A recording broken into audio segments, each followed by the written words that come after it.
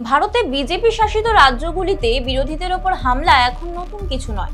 অথচ যখন বিজেপিরই কোনো নেতা আঘাত পান তখনই ভিকটিম কার্ড খেলে সহানুভূতি আদায়ের চেষ্টা শুরু হয়। আজ আমরা বিশ্লেষণ করব খগেন মুর্মুর ঘটনা থেকে শুরু করে ত্রিপুরা ও অন্যান্য রাজ্যে বিজেপির দ্বিমুখী রাজনীতির যে প্রচার।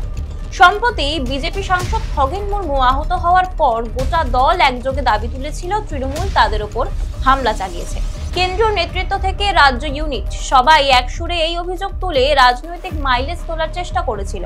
কিন্তু প্রশ্ন হলো, যে দল দিনরাত শান্তি ও গণতন্ত্রের বুলি ঝাড়ে তারা কি সত্যি এতটাই নির্দোষ?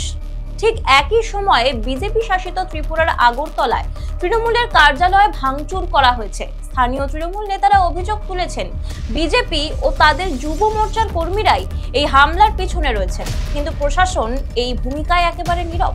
পুলিশের ভূমিকা প্রশ্নবিদ্ধ। এমনকি আসামে রাহুল গান্ধীর ভারত জোড়ো ন্যায় যাত্রাকেও চলাকালীন বিজেপি কর্মীদের দ্বারাই কংগ্রেসের গাড়ি ও পোস্টারে হামলার অভিযোগ উঠেছে। বিজেপি যেসব রাজ্যে ক্ষমতায়, যেমন মধ্যপ্রদেশ, ত্রিপুরা, আসাম, সেখানেই বিরোধী দল, সংবাদ মাধ্যম ও আন্দোলনকারীদের কণ্ঠরোধের এক ধারাবাহিক চিত্র দেখা গেছে। যেমন ত্রিপুরায় কংগ্রেস যুবনেতা শাহজাহান ইসলামের বাড়িতে বিজেপির হামলা, পরিবারকে মারধর, সম্প্রতি ভাঙচুরের মতন ঘটনা ঘটেছে। এছাড়াও মধ্যপ্রদেশের কংগ্রেসের সভায় বিজেপি হামলা চালানোর অভিযোগ জানা গেছে। এমনকি আসামে রাহুল গান্ধীর যাত্রা রুখতে রাস্তায় তাণ্ডব করা হয়। এসবের পরও বিজেপি গণতন্ত্র রক্ষার দাবি করে, যেন তারা নিজেই দেশের একমাত্র নির্যাতিত শক্তি। যখন তৃণমূল, কংগ্রেস বা অন্য বিরোধীরা আক্রান্ত হয় তখন কেন্দ্রীয় সরকার একেবারে নীরব। প্রশাসন, তদন্ত সব থমকে যায়। আর বিজেপি নেতার গায়ে আঁচড় লাগলেই টিভি, স্টুডিও জুড়ে কান্না, টুইটারে শোক আর রাজনৈতিক নাটক। এই দ্বিমুখী রাজনীতি এখন দেশের মানুষ স্পষ্টভাবে বুঝে ফেলেছেন।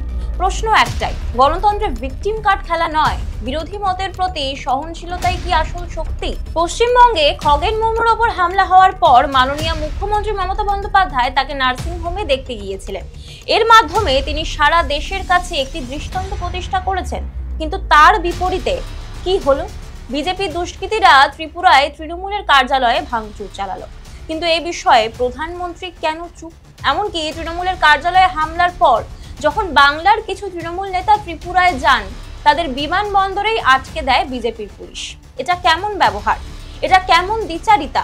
যদি মনে হয় বিজেপির এই দ্বিচারিতা সকলকে জানানো জরুরি, তাহলে অবশ্যই ভিডিওটি শেয়ার করবেন এবং সাবস্ক্রাইব করতে ভুলবেন না। আমাদের সঙ্গে থাকুন সত্যের পথে। দেখতে থাকুন রাজ্য, ভালো থাকবেন।